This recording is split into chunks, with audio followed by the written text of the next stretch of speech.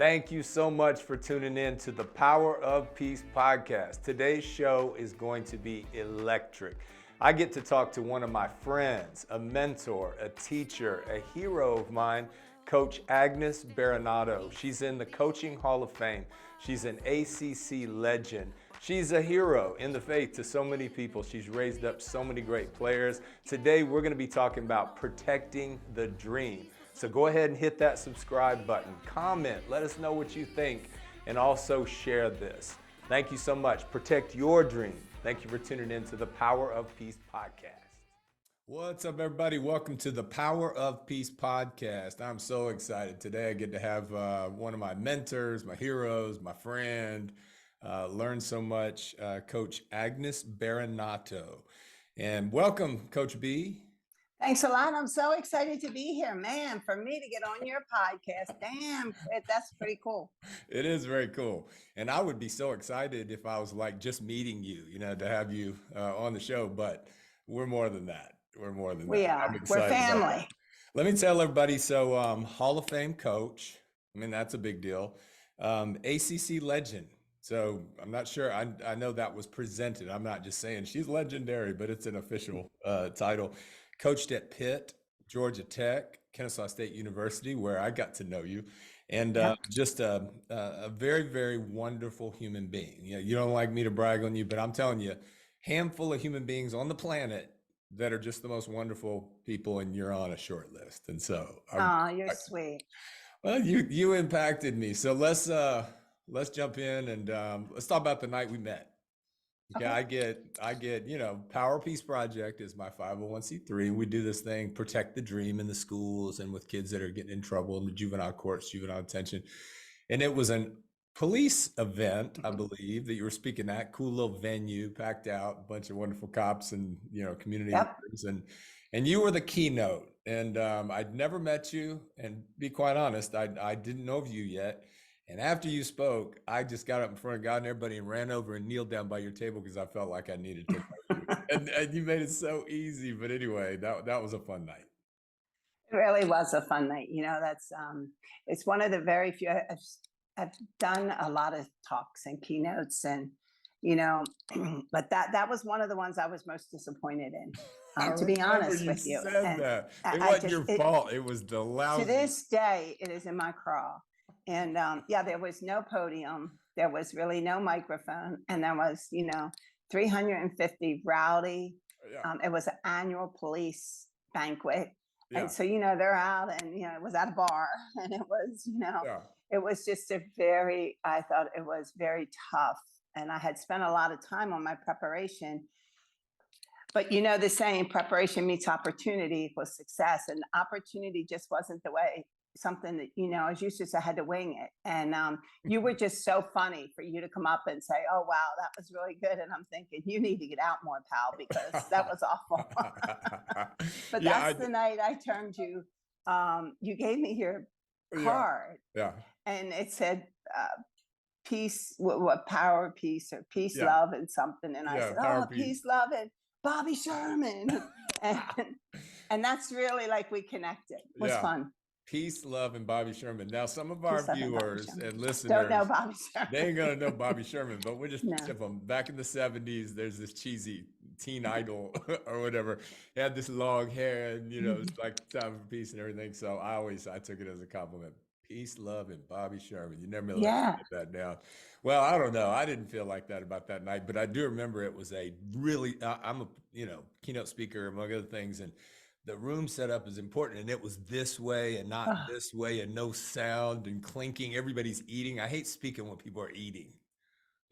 Well, I don't mind it when they're eating, but when they're all crowded around the bar and laughing and high-fiving and talking about their war stories, and I think it's a little unnerving, but it was fine. I got to meet you, and out of every situation, and if you remember, the police chief was dear and near because he was very helpful with me at Kennesaw State. Yep. And, and he invited me. And a dear friend that was, I guess, is good friends with him, Shelley Elder, knew me and said, I'll invite her. I'll get her to come, So out of something that to me was a disaster was fabulous because look, here we are, how many years later? 8, 9 years later. Gotta And be. man, I'm on your podcast. You That's big right. time and I'm retired. So how cool is that? Hey, peace, love, Bobby Sherman. So, Yeah. I'm blessed in that I've worked with some phenomenal coaches over the years, and the at the top of my list, there's well, it used to be, there's a coach down in Tijuana, Mexico, that's doing things with, talk about, you can't even say at-risk youth. These kids are in a war zone, and I can't speak Spanish. He can't speak English, but we are friends. And I got to go and watch him coach. And I'm like, whoa, the power of a coach. A coach saves lives. I mean, shapes character, builds futures. I mean, golly, the coach, now I got to see you up personal, close and personal. Wasn't long after that where I think you do some kind of thing like honorary coach or something. And you guys were playing at University of Georgia. We had gotten kind of cool. And then you allowed me to be that. And I was on the bench, which it wouldn't be the last time I was on your bench. And that was just magic. And I don't remember what possessed you to do that for me, but it was so cool. Well, I remember you wanted to come visit me. You wanted to sit and chat with me. And I said, absolutely, sure. But like, I don't know why you want to come talk to me, but you were like, yeah, I just want to come and pick your brain. So you came to my office. It was around 6 in the evening. We had finished practice and, we were talking and I said, you were like, I can learn from you. I can learn from you. And I kept saying, well, I'm like mesmerized by you. And, I said, we have guest coaches. And would you ever want to be a guest coach? Because I want to share this joy and enthusiasm and motivation you have with my players. And you were like, well, yeah, sure. And I said, well, I only have one spot left.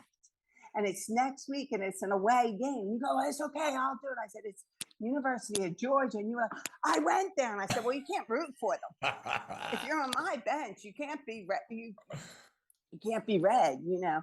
And you said, no, I got it. And I said, okay. And you came to Georgia. Oh yeah. And University of Georgia, remember? Yeah. And Georgia was ranked. I think they were ranked like 12th or 13th. And, of course, in my dream and my little vision, my little peanut head, we're going to upset them. I think we're going to win every game. We're going to upset them, but you were awesome. I remember your talk in the locker room. My guest coaches always give us a talk. Yeah. And you were amazing. And the kids were like this. And now I'm thinking, damn, how am I going to get them to go play? They won't save the world. I just want them to hit a jump shot. and we hung tough, and I did, and I didn't have to fake the funk either. I pulled hard for you guys. You did pull hard. It was cool though. How many people get to do this? And I mean, really, I love everything about the way you coach. I admire it so much, and you're literally at the top of the list now with me. But to be able to be in the huddles, you would let me come out on the floor and be in the huddles. And I'm a basketball player. I played, as long as I could. And, but to be in there was just so rich for me, and to watch how you do you're tough too. I mean, you're a motivator, but you kick some butt, don't you? Well, I think back then you did, but you couldn't really do it today. Today is probably called, mental anguish or emotional distress. We're going to get to that. You know what I'm saying? And so, but I think, I grew up tough. Like you had to be tough if you wanted to get playing minutes, right? If you wanted to get time. I always had dreams to win state championship. Or, I didn't just want to win the conference, but I wanted to win it all, and that was just, there's nothing easy. If it was easy, everyone would do it. That's right. But only one person comes out on top, no matter like whatever the division is. And it started in grammar school with me. We won the first ever New Jersey state championship. And we were in, I was in 8th grade and my sister Bernie was in 7th grade. And, we went up to North Jersey and we had just changed to play 5 players. North Jersey didn't change yet. There were still 6 players. Wow. So we were the only game in history of women's basketball and this was for state championship. And we're in grammar school. What are we, 12, 13, I don't know, 14? Yeah. It was life for us. But we played half a game 5 and half a game 6. Really? And we did the 6 first. We got that first half. And we got the 5 second half. Man, we just ran them. They weren't used to crossing half court. Right. You had somebody had to stay on the defense end. Right. So, that little girl, she was, whose ever girl she was, man. That girl was scoring layups. You know what I'm saying? This is So, this is perfect timing to ask you this. So tell me, like, when did you first realize that you had a dream? I mean, you ride it all the way to the Hall of Fame. And so when was it that you said, man, this is it for me? I never did. I'm still dreaming. I know that's going to crush your soul. It's going to crush your viewers. You Michael, can't our crush producer's soul. probably like, damn. Basketball Explain. basketball was something we did. We grew up in a lower economic town, very much so, and family. And my dad died when we were all 10 of us. I was one of 10. All 10 of us were in school. Wow. And he had a heart attack, and my mom only went to high school, and all of a sudden now, like, life changed. And basketball just, became something for us to do to stay out of trouble. Gloucester Okay. is a rough town. And so I think that, for me, we played basketball because I don't know, it's just something that we did, but never, even like we went on to high school, I won 3 state championships. Wow. We pounded the pavements for the writers that would come to do the boys game afterwards. We would never even get a byline, put us in the paper, blah, blah, blah. Like back then, you have to understand, it was different. Yeah. And then once high school was over, I got out of high school and there was no scholarships because Title IX, God forbid women get an opportunity to play. So I went to France, and right out of high school, I played in France and played pro. Okay. When I was 17. Wow. I couldn't even speak French. But my mom said, I think English is the international language. And she lied to me. She was lied. It was wasn't the international. But, I still just played because it was something I did. And even as I coached my whole life, then I went on and, got a scholarship to Carolina and went to Mount and coached my whole life. Coaching is what I did. It was not who I was. And I had dreams within my job, just like you do. But to me, my dream was, honestly, I wanted to get a master's, a doctorate. I wanted to get married, had a dream. I wanted to have 10 kids. And I just wanted them all to be successful. And when they got out of high school, they're on their own. That we gave them roots and wings. And when they got out of high school, they could go, they could fly. And so that's my dream, but it had nothing to do with basketball. Basketball was just a way. I was a breadwinner somewhat. My husband was home based. I did have 5 kids. Never got a master's, but I have a couple honorary doctorates. And I didn't have 10 kids, but I had 5. I'm still married, 43 years. And my kids are all highly successful. So I think my dream was fulfilled, but I'm sorry to disillusion you that it had nothing to do with basketball. You know Ever. what, though? You said you're going to be crushed. Those that are viewing and listening, you're living that dream. You got caught I up in am. this thing, but I think you answered the question really well. It's what we did. We stayed out of trouble. I've always Yeah. been super competitive. I just want to win. I wanted to have 10 kids and raise them to be successful. All of that, I believe, is what makes you an incredible coach. Well, thank you. Well, yeah, think about it. That's what you did with all of them. Because in the players you've coached up, which is a whole lot of them and a lot of W's, but more importantly than that, just high character people. That's a lot of them. Same thing. Keep them out of trouble. I think we're going to touch on that a little bit.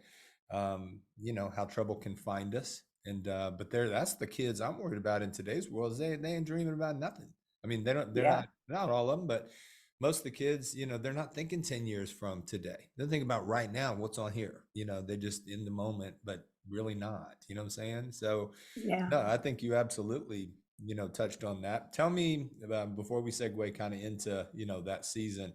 Oh, you said you gave them roots and a foundation. I want to make sure roots is always. I know. Always You with know you. what? I want, but it looks like a new one. No, I just kind of shine him up every now and I then. was going to say, let me tell you what, like, wait a minute, because he's very, very fancy. You didn't redo him? Well, I touch him up. I'm not gonna lie. I take the original foundation from the brother that made it, who's a beautiful homeless brother named Yeah. Roots. And but it's funny. We've got a little clip that I'm sure we'll put in. That is your girls coming out of the tunnel. Big game, KSU. I'm standing there. I've surprised them. They're like, "Hey, Coach Ken. And they're all touching roots. And they're all touching roots. And then Yeah. the sister that I can't remember her name, she grabbed him and all of them came around and they were touching roots. And I'm like, this is nuts. Yeah. I'm trying to think. I'll remember. I remember the scene. Oh, yeah, I remember, got it. I captured it. I remember the scene. I mean, there's Poole, Alexis Poole. That's exactly who it was. And her mom, I coached her mom at Georgia Tech. That's crazy. Okay, back in the 80s. And then Alexis came, and Alexis Poole grabbed roots. And it was almost like, you know how some people come out of the tunnel and they smack like something, you know, I believe or whatever. Yeah, you know, whatever. And we never had that. And you just happened to be there. So be happy they smacked roots, not your head or something. Yeah. And then they wanted, I tell this story a lot, you know, like when I always have them, you know, because it's a great symbol, but I get a text and it says verbatim, is Roots available on March 14th? Because that's when your first playoff game was. And I'm like, what about me? I got to just drop him off or what? They wanted him on the bench, man. Roots don't lose. So tell me. It's so funny. Give me a moment in your, you know, glorious career that is like at the top. This moment, you know, was one that I'll cherish. I mean, it can be a couple of moments, but take us there. I mean, I think that my most joyous moments are always when I'm at graduation and I see my student athletes walk across the stage and get their diploma. That's awesome. When I recruit them, and again, it wouldn't be the same today, but when you recruit, I recruited to the parents and to the student athlete that I won't guarantee you'll start for me or play for me or be all conference or score 1,000 points. But I promise you with all my heart that you'll get a degree. And I think that's so important for women, especially. You know, we're over 52% of the workforce, and many single women are carrying the family. So we need that degree, right? Sure. And you know, basketball is just an avenue to help you get there.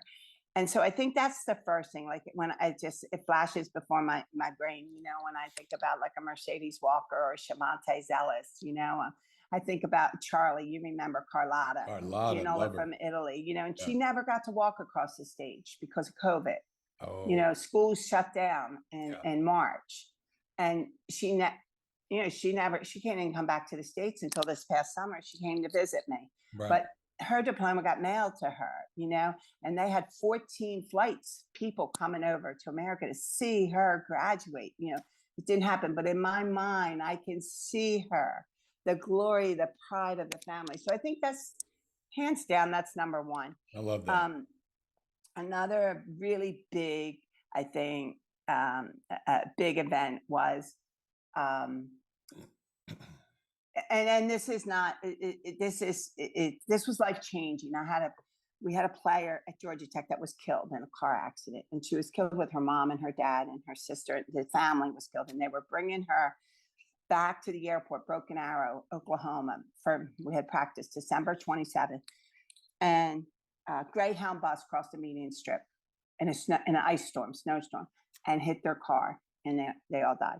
Wow. And we petitioned to the NCAA. This was again back when I was at Georgia Tech, so it wasn't like today where you could just pick up and go. You know, you had to get permission, and you know all those extra benefits. You remember, you were a player. So we got permission to fly the team out to Broken Arrow, Oklahoma. Mandy Miller, and she was, oh my God, like, let me tell you, she was bull in the china closet, but whatever she did, she reminded me of me. It was like 300%. Like if she was going to play ball, man, she was going to play ball. But if she was going to cook dinner, you were going to have a gourmet dinner. But if she was going to drink, man, she's getting weight, like it was gone, you know. And my sister, you know, was at Georgia Tech I was with her. And I said to Bernie, you know, none of my kids had ever been to a funeral. And when the bus pulled up in this little town, there were cameras, TV cameras, and, you know, and people crying. I mean, it was a family. So I said to Bernie, listen, you know, I'll take the front, you take the back. We had been to many funerals. Yeah. We were young, but we'd been to many funerals. And we got out of the bus and we go in, and I don't know what I was expecting, kid. I don't know, but I mean, I was there with my dad being laid out. I was there, and all of a sudden there's like, 5 coffins in a row, open coffins, and I'm like, what? Like what? And like Mr. Merrill looked like he was going to jump out of the coffin and go, "Have a beer, coach," and it was just crazy. And all of a sudden, you could see the team, and they were so upset. So he asked the Undertaker. I said, "We need a moment." And he looked at me and he said, "Well, what do you mean? Like, the service is going to start." I said, "We just flew here. We need a moment. You need to leave, and we need to shut the door." And we shut the door, and all of a sudden, Tanya Rod said, like, "You know what? That's not the right makeup on Mandy." Oh, And we're like this, and it literally, like, players try to go, Mandy has Tracy's ring on, and Tracy has Mandy's ring on. And I said, "Fix them." And the girls, and Mandy always wore this back in the day. You'll remember, your wife will remember this. Baby blue. And if anyone wears it today, it's beautiful. Baby blue, bright blue eyeshadow. Remember that? Oh, Mandy yeah. always wore it. And when she played, no one wore makeup back. She always wore mascara. They got that blue mascara, and they did it. And I'm like, and they were really upset, but they felt now, okay, now we can send them home. And to me, as a coach, it's one of the most memorable moments. And we were the ones that knew these kids. Wow. And their parents were dead, and the Undertakers didn't know them. And so they made them whole, and they became a family again. And it was incredible, So that would be at the top of my list. And then lastly, I guess, would be when we won the national championship, WNIT at Georgia Tech. I think it was 92, maybe. I can't remember. And when we did back-to-back Sweet 16s at Pitt. They were, I wish I would have taken it in, but, you're so busy. When I watch the Sweet 16 now and all the hype, I'm like, wow, we did that. Like, how come you were so busy you didn't? Yeah. And I remember Bill Cowart. You probably don't know him, but you do know him maybe. He coached the Steelers. Oh, yeah, of course. Coach Cowart. Yes. Good friend of mine. And he called me when we got to the first Sweet 16. And he said, all right, just take it in. Enjoy it, take it in, don't get so caught up. But you know what? You couldn't. You're studying the videos, you're the scouting reports, and you know what? At that point, it's up. The ref's going to call foul on someone. Is that 18-year-old going to make a free throw, and you're going to go to the Elite Eight, or they're going to miss, and you're going to get fired? Like, you know what I'm saying at that point? But you show it, and you go in, and it's sold out, and so they probably are my highlights. You know what I dig about that is, you ask a lot of coaches that, and I guarantee you they're gonna start with their biggest win, their biggest, and those are important. They made the list, but not the top. Graduating young people. That moment when you talked about just now, that going home, moment, I got goosebumps, and I'm like, I wonder if that's ever happened before. It's like, once the mortician does their job and the casket is open, it's done, but well, it should be done, but it's not. It wasn't that day. There you go. It wasn't. And done. You know what? At one point, one of the girls started laughing because they were like, I was using his finger. They're like, I can't get it off. And we're like, get off there. I can't get off. Someone was laughing. She's a doctor now. She was like, she can't feel it. Break it. She can't. Like, do you know what I'm saying? But like, that's intimacy. In joy and sadness. I mean, our hearts were, and then we had to fly home. Literally, we flew home that night, and the next day to Atlanta, had to get on a plane and fly and play University of Maryland, who was number 3 in the country. And we almost beat them. See, we weren't good. You guys, I know you kind of leading it, but that is literally building family. Literally family. And I got to witness that at KSU at the end of your coaching career, but you're one of those people that ain't never going to retire. You're hustling. But that you can't fake that. You can't imitate it if you're another team. That's culture. I mean, for them to have that kind of confidence that's a whole nother deal there. But let's go into, I believe that night for me, when I met you, it was a divine appointment. I believe that because not long after that, a season would come in your life, in the life of your team, when you needed somebody that understood what you guys were going through as a team. And it's as real as it gets. Mhm. So, as much or as little, let's talk about that, about how our relationship changed and how I got so bonded to those girls. Well, what had happened was we had recruited a fabulous, fabulous student athlete, Kamaya Street, and she's local. And she had broke all kinds of records in high school, and I went to see her play. And she was a senior and she hadn't committed anywhere. And that's a warning sign. Kids commit sophomore, junior year now. And so she's senior. And she could play. And I think that night she dropped like 34, 35. And after the game, I went to talk to the coach because back then we weren't allowed to talk to the player. And the coach said, well, we first have to go in the back gym and run. And I was like, what? And she said, we have to go in the back gym and run. And I said, why? She said, well, we're only allowed to have 8 turnovers and we had 16. So they have 8 sprints for that. And we're only allowed to miss 4. And I'm like, they just won by like 40. I'm like, what? So I go in the back gym and she puts them on the line. And they're running, and I'm thinking, well, this is my kind of girl. Yeah. No one's complaining. The kids, they don't like to run. And after a game, I'm like, oh man, I can get her. So anyway, it took, we had to do some work with her, a little bit, but she committed to us and came to Kennesaw, and she was phenomenal. And she was on track. She scored 1,000 points. We played Mercer. And the night we played Mercer, I think she dropped like, maybe 36.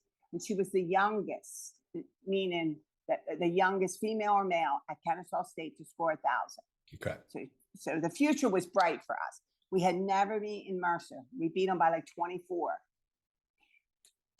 Everybody was so happy. And Suzie Gardner, a great coach, good friend of mine. And she, the next day, I get some phone calls around 5. We were off practice. And it's Regina Tate and Bree Hoover, one of your girls, Bree Hoover, called me saying, Coach B, I hadn't seen Kamaya. I'm like, what are you talking about? I haven't seen Kamaya. I don't know. We haven't seen her. She went down to the court this morning. She got a ticket in the mail, a red light ticket in the mail. And her and her mom went down to the court. We haven't seen her back, whatever. Well, make a long story short, Kamaya was arrested and she was charged with numerous charges, maybe, I don't know, 6 charges, felony murder include as one of them, as well as other things. And her mom then was my phone rang and her mom is just like hysterical. Coach B, Kamaya hadn't come out. Kamaya, where are you? I'm at the courtroom. They took her back like 6 hours ago and I'm waiting for her to come out. And I'm like, well, wait, something, you got to get in touch. You got to find out. Well, meanwhile, then, of course, the same 2 kids, Regina and Hoover, who had a criminal justice class, knew how to go online and look up in Georgia. I wouldn't know how to do it, but look up in Georgia, Fulton County. I don't know what county, and you could see because things get posted.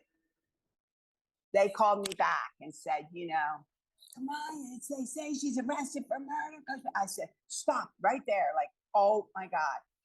So in the next 3 hours, I've never been through that, but I had a lot of decisions to make. I immediately called my staff, who all 3 were recruiting, told them head back to my house. I called the players. I had a media team meeting. I had to call the athletic director. And unfortunately, I couldn't get a hold of him. So I called the associate, Mindy DeBruce, and we had to call the president. I had to call President Winton.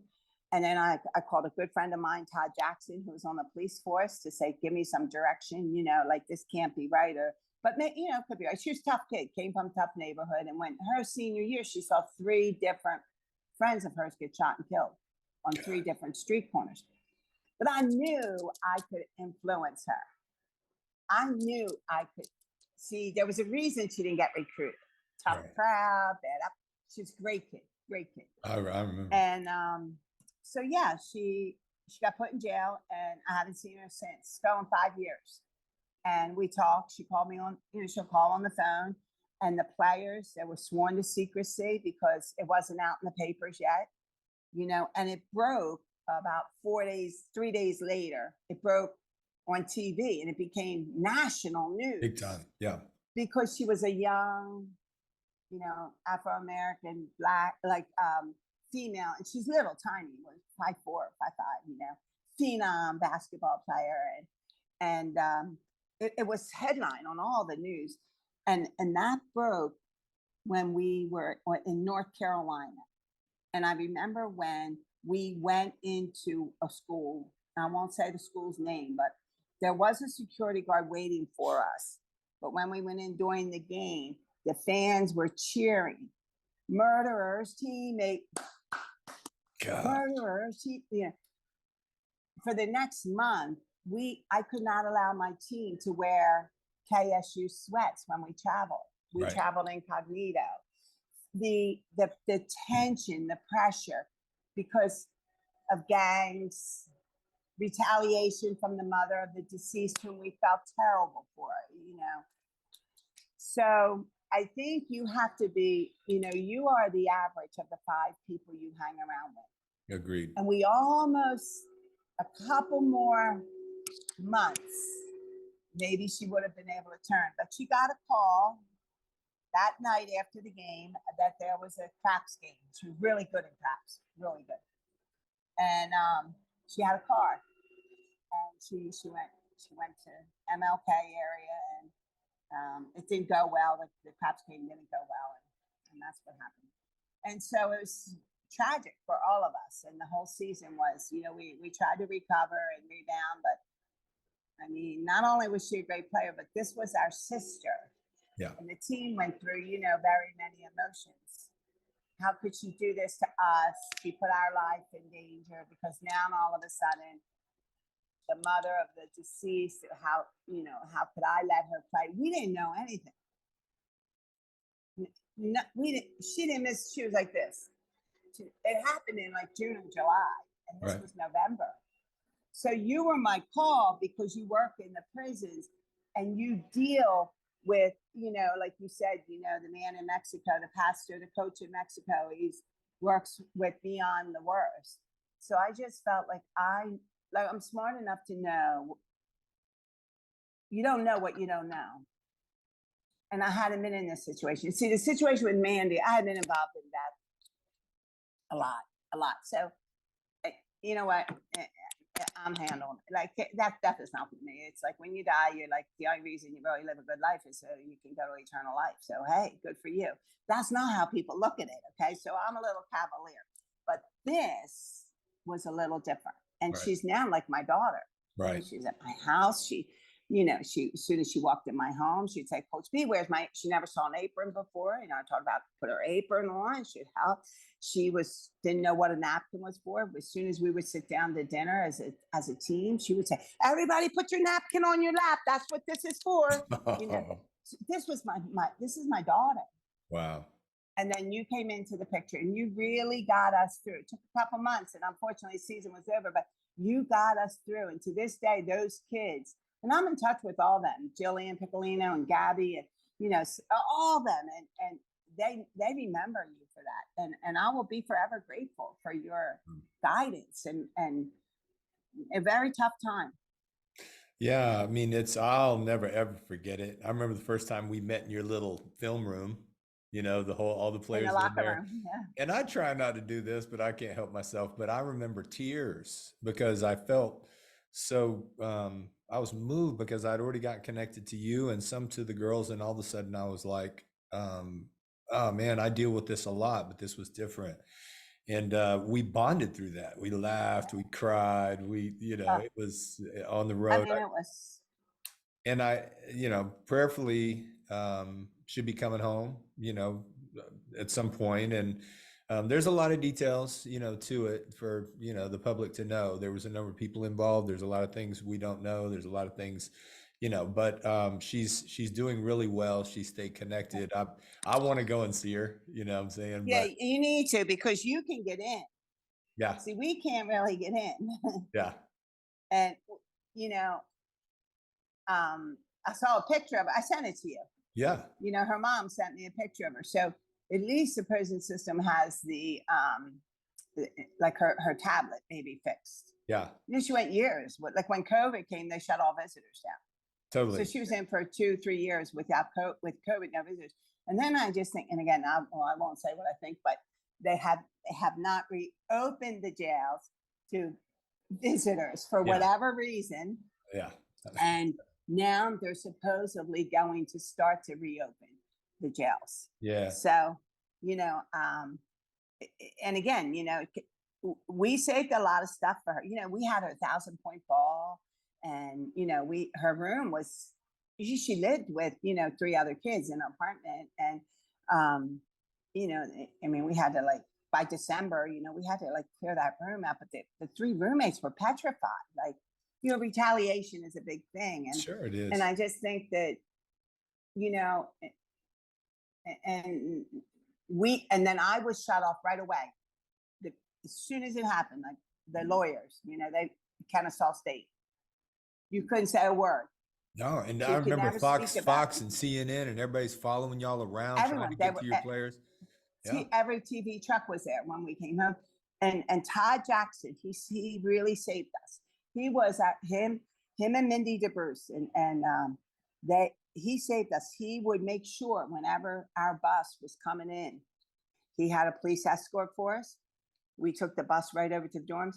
They walked those kids to their rooms. Then he took us back for the staff to get in their cars, because again, retaliation is a very real thing, Absolutely. Mm. And now you're supposed to say, oh, well, think about making a jump shot or a backdoor, or Right. cut the cutter. You know what? It doesn't matter. Puts everything. It didn't to me. It didn't to me. Yeah, it puts it all into perspective. So, shifting a little bit, as we begin to wrap, the Power Peace Project, POPP, the flagship program with student athletes, and especially, in the high schools now, we're trying to interrupt and redirect kids before they make that bad mistake, or start hanging with the, like that 5 people that you become. And, the idea is, if you help a team, and especially the individuals, develop a dream that's bigger than yourself and something that's worth protecting, because we protect that which has value in our lives, right? So let's form a dream, and then let's learn how to protect it. The threats and the risks, and also just the mentality of this generation, has got to be different than when you were coaching at Pitt, or early on in your career, just because the technology has changed everything, obviously. But what's the biggest difference you see, and how important it is for these young people to protect, the dream, because of what they're dealing with every day? I truly think, Kit, the biggest difference, I think social media is really a downfall for them, because they see the glamour. And before, we used to do anything to compete and win. Like, you wanted to get better. And I think a coach and parents, and refs, you were the mentor, or you were the educator. Like I always just said, people would ask me, what do you do? I'd say, I'm an educator. And I didn't always say I was a coach. I'm an educator. That's what I do. And they listened, and they really believed in you, because they had this dream, and the parents were always supportive of the educator, right? Like when you were in school, like, if you did something wrong and the principal called home, before you got in that door, you were getting jacked up. They weren't asking your side of it. Your principal called home on you, right? Right. And so you just knew, oh, dear God, don't call him. Well, today, I think it's a lot different. Like Kamaya had a dream. Like, she truly had a dream, right? And her dream was to play in the WNBA. And her dream was, to be, and she would have made it. Yeah. But I think that the surrounding influences, and I think sometimes as parents, we have to take the high road and say no to our children, because we're parents. And, my kids sometimes will say, well, why can't I do it? Well, like, what's your point? It doesn't matter why. Yeah. The answer is no, right? And I think that today, the parents, they have become the kids' number one, I don't want to say advocate, but vice, because all they do, if the kid calls home, or, the parent, they watch it, all the games are on TV. You watch a game on TV, and Suzie doesn't play 40 minutes. Suzie only plays 6 minutes, but maybe you lose and maybe you win. the parents calling the coach and saying, you know what? Why didn't she play? You would have won that game. Da, da, da, da. That never would have happened before. And never. So as a coach and an educator, and not, I don't just mean as a coach, but I mean that people you work with at Paulding and all the other schools, those teachers, they don't get any support. Nope. They're constantly getting attacked. And my thing is, we're all one team. Hey, listen, we're in this together. We just want the very best for the student athlete. We want the very best for the student. We want the very best for our child, right? Like I had 4 grandkids here this weekend, 6, 5, 4, and 2. I had no problem saying no. I have no, but we were at the pool and they were racing, swim. They can all swim, racing. And a neighbor said to me about a block away, what was going on at the pool? I said, nothing. Why? We were the only ones in it, my family, my kids. She said, well, it sounded like the Olympics. I said, oh yeah, we were cheering, go. She said, to little kids? I said, hell yeah. And you know, when one of them didn't win, they were like, oh, I didn't win. And I think that's missing today. Yeah. The helicopter parent. Wow. Has taken the place, like instead of getting the educator, or even the doctors and the nurses. You know, I have a player that's a brain surgeon, and she looks young. She's from Georgia Tech. She does look young, but she says like she'll come out to meet, you know, the parents, and the parents will say, "I'm sorry, but we don't want to talk to you. We want to talk to the doctor." And she'll say, "I am the doctor." Like we would never do that. Right. Where's your blind faith? You talk about power of peace. You have to blind faith in someone. And I do things wrong all the time. I'll be the first to admit it. But I've been in a lot of situations too, where, you know, a 14-year-old, a 17-year-old, a 19-year-old hasn't. True. That's the difference. Entitlement. The kids are entitled and the parents feed into the entitlement. You can't run. Don't run them. You know, God forbid they miss 6 layups. Don't run them. Just keep saying, oh, you know, that was a good miss. It looked good. Couldn't it? No. Go off the proper leg. Get your arm up. Extend your arm. Use the backboard. It has been an educator. But today, oh, you hurt her feelings. You hurt his feelings. What the hell? And then they transfer because of the portal. So, and I just wasn't willing to deal with that. Yeah. Golly. I didn't become an educator. I wasn't an educator. You can't be an educator anymore. And I'm lucky I got out when I did because I'm extremely close with, I would say, 85% of the kids I ever coached, ever. And I just last week went to a wedding in North Carolina for one of them. And one of them's here right now, and she's 59. And I said, how can you be 59? You were just I recruited you in high school. You were a freshman. She's like, yeah. And the kids that were seniors when I got the job at Ryder, D1. I was 23, they were 22. You didn't have any trial run as an assistant. You just coached. There you go. Golly, that's huge. I was, watching a little podcast about this very thing, but it was about teachers in today's culture. I heard a stat, it amazed me. And they were showing little video clips of things that are going on in these classrooms. And it was, the teachers, 1 out of 8 teachers has been physically assaulted by a student. 1 out of 8. And they're not suspending them. Or if they do, it's in school suspension. They go eat a snack, take a nap, and come back. And there's no consequence. It's like, and so the question was, what is the problem with our educational system? And, one, comment was the parents. It's like these kids, I didn't dare disrespect a teacher. And I don't remember in all my times in high school, anybody ever showing out like that. And now it is so common, not just in the tough inner city schools, but there's a lack of respect for authority. Everybody wants something now. We had an 8th grade kid who's a football player that said he was going to announce on Twitter where he was going to high school. Stop. And I promise you, that's the culture. I mean, people chasing the NIL. If you don't play me, I'll transfer. Parents pushing the kids at a young age. I mean, I believe a lot of them because they want to get, that kid to get paid. It's like, I worry so much about this generation. But I think we have reason to. Yeah. We have reason to. But I will say this, that this generation I look at my kids and they go, from 41 to 31, 5 of them in between. And they they're still like in our camp, right? In our camp, but their will to volunteer and philanthropy and give back is incredible.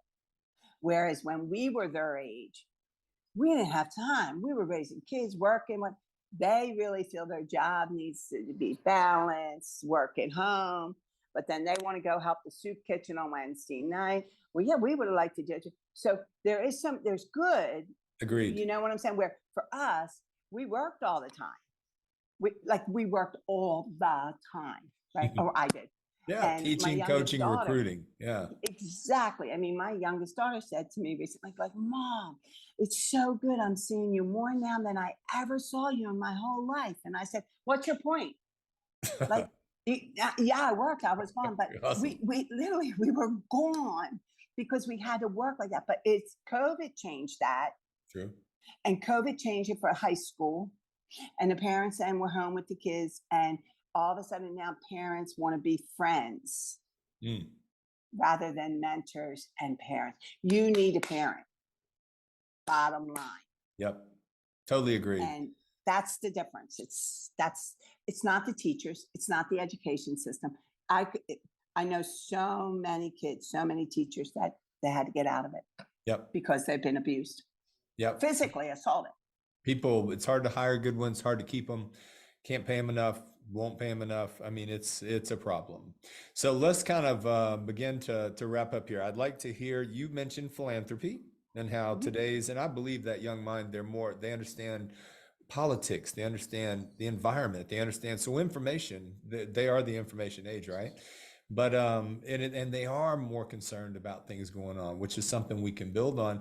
But you've got a pretty cool thing that you do down in Africa, and you're getting ready to go. So do a little plug on that, and then we'll have my final question. Okay, I work with a group called SurgCorps International, and it's based out of Pittsburgh.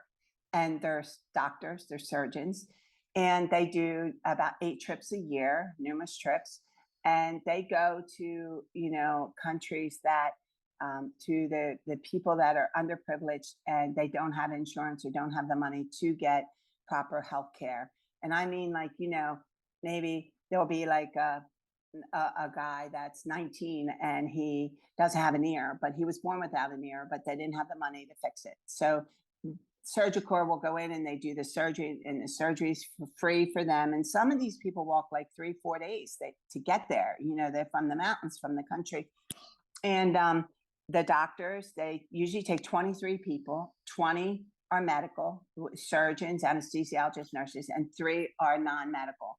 And I have been fortunate enough to be able to be a part of that. I started when I was at Pitt, and I've gone to Vietnam, Bhutan. I went last year to Zambia. Well, of course, we missed the COVID. Everything was shut down. I went to Zambia last year. But in Zambia, the head doctor, Jack Denis, who's like a role model to me, he asked me, he said there was basketball courts close by. Would I do a basketball clinic? And I'm like, yeah, sure. Like, whatever. Of course, you know how you say yeah. And then you realize you're like, what oh my I God. just do. Yeah, so I started to enlist all my friends, and like someone very close to you, Nell Fortner at Georgia Tech. She was incredible and sent me, my friends that coach sent me like shirts and T-shirts and shorts and basketball. I needed basketball. I needed to take everything with me, and I took 200 pounds of gear. I did 14 deflated balls, took a pump with me, and got there, and I didn't know if 10 kids would show up or not. And the first day, 89 showed up. The second day, 139, and it was me. Dang. And it was like, wait a minute, me.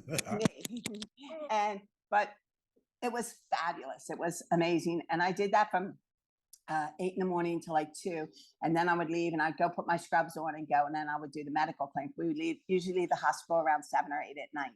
And then the next day you start over again. So I'm going back to Zambia again. So I'm enlisting support again from my, my friends. And again, like any old T-shirts or, socks or whatever you have. And I can only take 4 bags of 50 pounds each. That's my limit, but I have to pay. You pay for your hairfare, you pay for everything yourself, but you truly know you're giving back. And last year I was so impressed with, it was my first time in Zambia. And my last time was, I went to Bhutan.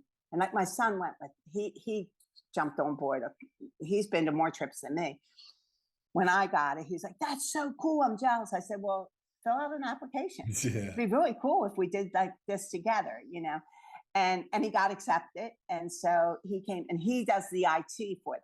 And he got big grants from Apple and his company, which has been awesome. But last year I was so impressed, Kit, that like there were probably 14 or 15 youngsters. I mean, like anesthesiologists, surgeons, nurses, PAs, you know, that were in that 28 to 35 range. Right. And many of them had children, but they had to pay themselves, give back. Whereas when I went to Vietnam and Bhutan, it was like all people like me, old, not like older. No, I get it. I get it. And that's why I say the kids today really have a passion to give back. So we are doing something right. Absolutely. We have to keep doing it. Absolutely. I want to go 1 year. I want to go. Go on the website, look it up, Surgical USA. Yeah, I'll be have your producer look it up for you. Hey, it's phenomenal. Michael. Read some of the stories. It's unbelievable, you know, to see what the difference you can make. And, you know, I remember asking the head lady, Linda, she bid on a dinner at my house for breast cancer. This was way back in the day. And she spent a lot of money to bid on this dinner. And I had to cook. And then we found out what she did. And she came and she brought 7 other women that had been on trips. And I was like, hey, well, do you ever need a good basketball coach? You know? And she looked me right in the eye and she's like, no, we don't, but we always need good people. There you go. And I said, oh my God, okay, I can do it. Like I can wipe up the, you know, the tables that you do surgery on. I can clean the floor. I can Clorox the floor. I can do anything. And you speak international language of love. I can't speak Vietnamese. I can't speak Bhutanese. I can't. But you know what? When there's a mother with a child or a 5-year-old that doesn't have an arm, and she's going to give their child over to these doctors from Pittsburgh or all over the country, that will be a life-changing surgery. I can comfort that mom in my love language. There it is. You know, power of peace, love, whatever. Bobby Sherman. Full circle, baby. Full circle, baby. Hey, you know, I get out there and help. I still got it. I tell the kids at the juvenile detention center, I'll mess with them. And I've got a 3-point shootout coming up with one of my kids down there. Oh my God. If he beats me, which he's a baller, if he beats me, I have to buy him whatever shoes he wants when he gets out. Oh, you're crazy. Some of those shoes like $400. I know, right? And so I'll take that bet with you. I'll beat you right today. Hey, you gotta I don't even play anymore. I'm telling you, I just can't move around much. Set me up in one spot, I'll knock it down. So I'm going to get him the shoes. If I happen to be hot that day and beat him, I'm still going to get him the shoes. But that's cute. Good. Isn't that beautiful about basketball? That's how I reached him. Tough kid. He's sitting down. He's behind the wire. He's coming home. And I asked him, I said, hey, man, when you come home, what you going to do? He said, I'm playing ball. I mean, I want to go all the way. I said, well, first we got to get you out of here. You can't play ball without going to high school. And so are you going back to Mays where you were? And he goes, no, I'm going to Marietta. And I said, Marietta High School. He said, yeah, this was just last week. And I said, I live walking distance from Marietta High School, and me and the coach are very cool. Don't say that if this isn't real. Don't tell me this is what you want to do. I will vouch for you, get you on that team. And it was, again, sports is just, it's amazing. It brings people together. There's so many life lessons in it. And I just am super grateful, you know, to be able to kind of sit at your feet. Last thing, I want you just, you know, what advice would you give this young generation? Now, it's a super general, broad question, but give people some advice. You hit the parenting thing right on time. What about the young people?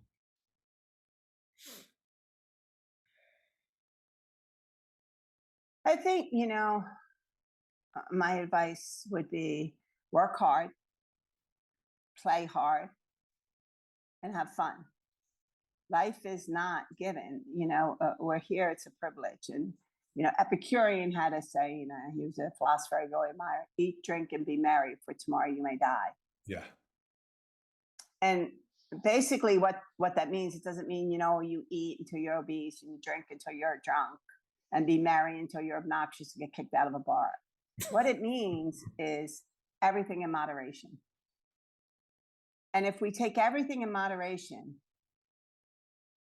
and if we work as hard as we play, or you work as hard, whether it's in school or on your job, IT, or whether it's on the basketball court or the football field or the hockey field or the lacrosse field or the gymnastics, if we work as hard as we do our video games, we're going to be a star. And with your video games, instead of starting a video game and all of a sudden, I don't want to show my age because I have no idea of a video game today. I have no clue. I have no idea how to play one. But me either. All of a sudden, Pac-Man starts to beat you. We used to be like, no, but what they do is just click it off and start over. Start again. Complete the task is my biggest. Complete the task. I love that. That's what I would advise. I love that. Yeah. Don't get me started on the social media. I tell these kids, I'm like, whatever you're doing today, you're practicing for who you're going to be tomorrow. And that little character on there, and you're playing Grand Theft Auto and Call of Duty and just killing people and doing whatever you want. Understand, you're practicing to be a criminal. Your brain is being wired. You're being dumbed down to violence and gangs and drugs and all the things. That will be another talk for another time. Coach B, I feel like we're family. And that is a great honor for me. I admire you. I respect you. I love you to death. I'm super grateful to be in your life. You're down there in Key Largo, which I love it, love it. I wish you everything, all your dreams come true. Your beautiful family, your sister, tell her I said hello. And I will. And just, oh yeah, that's the sister going in the Hall of Fame. Yeah, no, well, what a shocker. Yeah, I tell she you, big time. I know. Y'all must have been raised right. You got some rock stars. My mom did a really good. I mean, my dad passed away long time ago, But my mom, she was a rock star. Yeah, she died really young too. She died, very young. She's very, very young. But we had each other. Yeah. And that's why we wanted a big family. That's why I wanted a big family. And if my husband and I died, my kids would have each other. Wow. And that was the only reason. Family's everything to us. So, yeah. But Kit, you are family to us, and you know that. And my players, I talk to them all the time. I talk to them all the time. And your name comes up, and Bruce comes up a lot. And honestly, you're a joy. You're a pleasure. And I hope you continue and succeed. And keep working with the Power of Peace Project. It's hugely important. And I've asked you this before, and I'm going to ask you again. I'm going to put you on the spot because now you're on whatever this is, a blog or a podcast. I don't know what it is, but I said, do you go to women's prison? No, I want to. Whatever. You need to go and get your ass to see Kamaya Street, and because you know what, you have clearance. Yep. And we don't. Absolutely. And so to see that little girl smile. Oh my gosh. Her smile's this big. It is. And her heart's that big. Yeah. And unfortunately, we were this close. But sometimes you win and sometimes you don't. That's but, right. God had a plan for her. And so she's doing what she does and she's behind bars, but that's okay. Like you have to be responsible for your actions. True. So I don't, it is what it is. And, she could be my daughter, the perpetrator, or the young man that got killed could be my son. Yeah. And that's the same for you. So true. Just love on her and tell her Coach B loves her. And, you're the best. Keep doing what you do, buddy. I'm going to tell her that Coach B says, complete the task. That means finish. You're paying your dues, finish it right. And then come on back, and we got more work to do. Yeah, she does. Well, one day, maybe when we go to the other side, to what comes next, we'll be able to see the people that were touched. Tonight, yours is going to be, a 100,000 stadium filled. Well, I don't know about all that. But, I haven't been to Tijuana like you and shoved in a white van. So you know what? You're one up on me, buddy. But I do take risk. Okay, I am a risk taker. But you've been the best. And thank you so much for having me, and to your producer and to your whole organization. Thank you so much. And keep doing what you do because we need that. And if you only, just touch one person, just Mother Teresa said, if, the ocean is the ocean, but if you put one drop of your sweat in it, it's forever changed. And you're doing that every day. I appreciate that. We'll have safe Okay. travels, because after Thank Zambia, you. you're going all throughout Europe doing what I you do. am. But I am. love you. Be safe. Love you too. Pray for Thank you all you. the time. We'll talk again. Thank you. All right. All Ciao. right. Peace. Love you. Bye.